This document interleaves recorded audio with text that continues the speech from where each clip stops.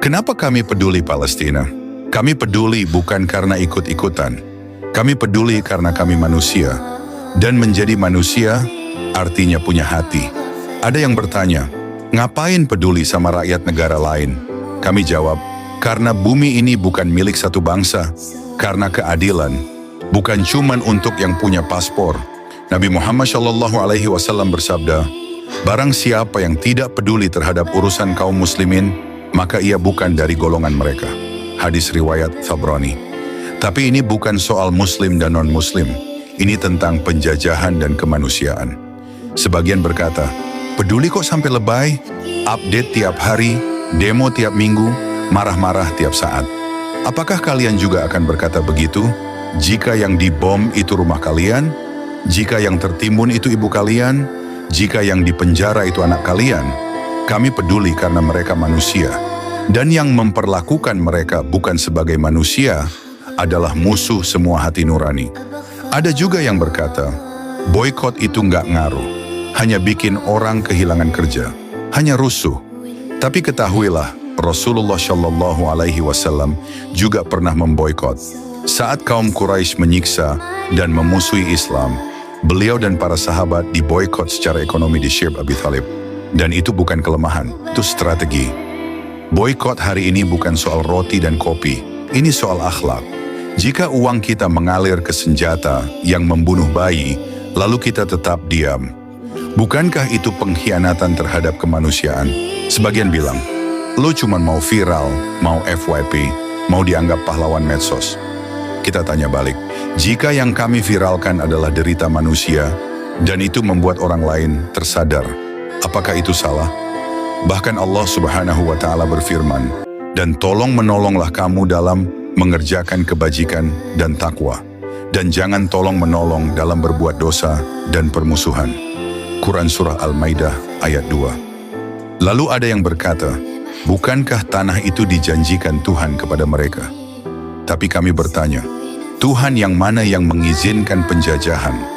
Kitab suci mana yang mengajarkan pembantaian anak-anak?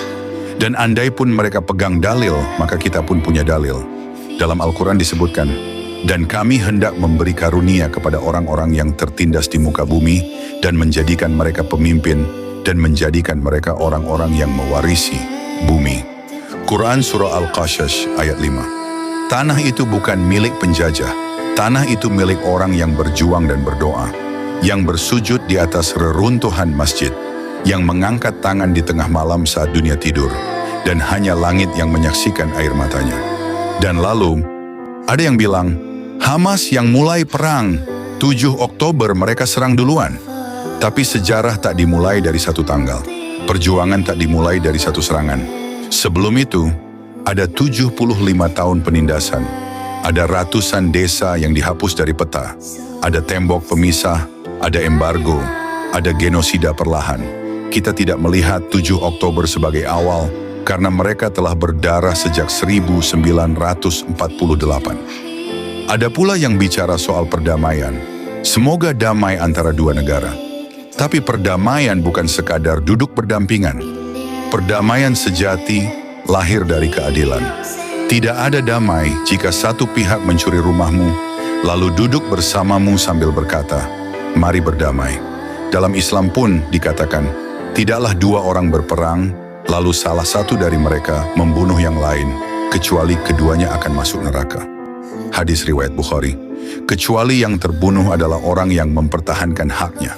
Dan Palestina mempertahankan hak. Mereka bukan teroris. Mereka bukan pembuat onar. Mereka hanya ingin pulang.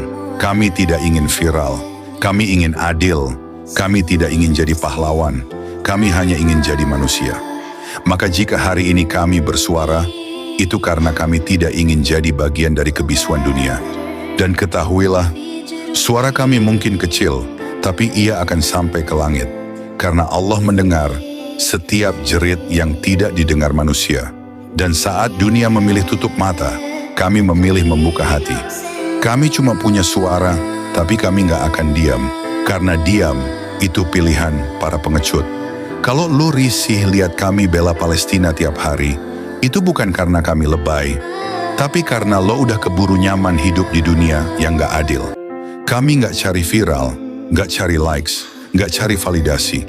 Kami cuman nggak mau jadi manusia yang kehilangan rasa sakit saat nyawa tak berdosa diambil seenaknya. Dan kalau suatu hari sejarah akhirnya berpihak pada kebenaran, setidaknya kami bisa bilang, kami pernah bersuara saat dunia memilih diam.